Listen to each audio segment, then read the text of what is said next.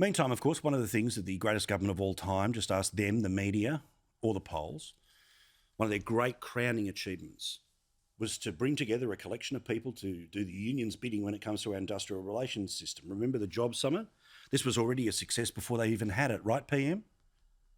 Already, I regard it as a success.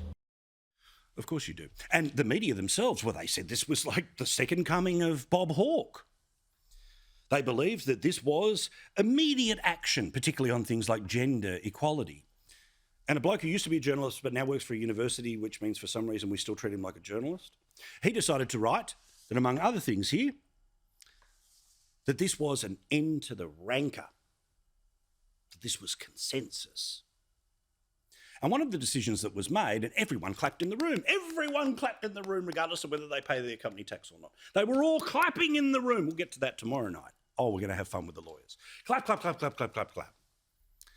Was more people should come to Australia, despite the fact that there is a shortage of places to live, that a lady is living in a van because she has tried 48 times to find a rental property but can't get one.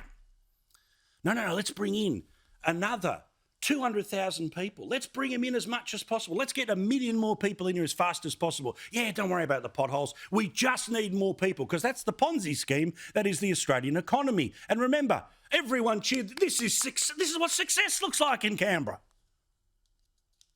And we are up for a genuine conversation about how we make our migration settings more appropriate. Really? A genuine conversation? Well, you've already made the decision, and it will be increased by 35,000 to now 195,000 every single year. That's fine, of course, if tomorrow morning you're planning to get up at about 6:30 to be able to have a shower, get out of the house by 6:45, then squint on a tollway where you're supposed to be going at 100 k's an hour, but you really only go maybe 10 k's an hour. And then you do the same thing on the way back. Maybe you might miss the kids who've gone to bed. You weren't able to tuck them in. But that's all right. There's plenty more room. They're going to live everywhere. Well, guess what? When you actually ask Australians whether they want this to happen or not, guess what? People say no. Not computer says no, people say no.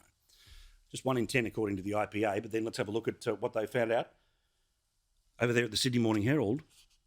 Only 34% of people support the idea of increasing permanent migration. 33%, absolutely not. And neutral, 33%.